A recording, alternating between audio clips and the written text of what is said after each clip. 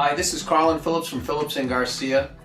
We're here to talk to you about an issue that's been in the news all over New Bedford, the issue of dog bites, specifically pit bulls biting people. Actually, it was biting a dog was the most recent incident that we heard about in the news, and there's talk of a citywide pit bull ban ordinance. And I'm reading the topic from the South Coast today. New Bedford police shoot and kill pit bull in South End attack.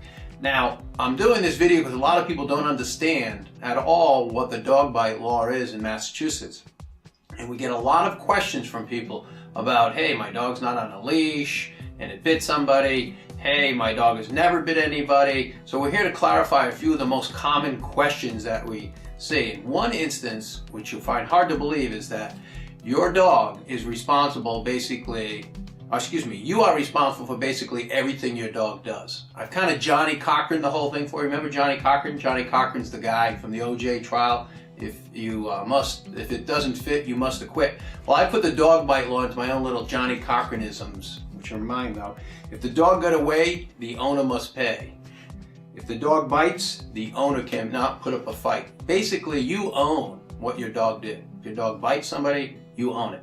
The example that we see recently and shocks people is the gentleman was driving down the road on his motorcycle, Harley Davidson, taking a cruise in Mattapoisett. A dog runs out from a nearby yard. A woman lets it out of her car.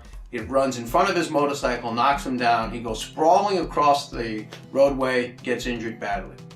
Who's responsible? Who's responsible for that? Well, the dog bite law says, if your dog got away, you must pay. The owner of the dog is responsible for that guy falling off the motorcycle. The dog never bit him, it never touched him, it just caused him to fall off the motorcycle. So that's a common misconception.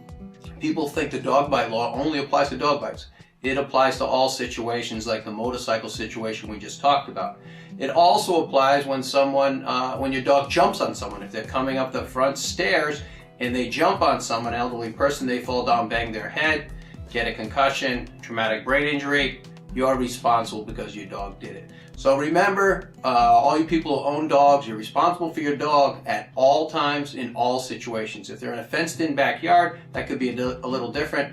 But even if they're in a fenced-in backyard, I bet you don't know, almost the majority of dog bites occur in fenced-in backyards, and people who are bitten are people who are friends or family of the dog owner. So even in a fenced-in backyard, people are not that safe and you're still responsible as a dog owner.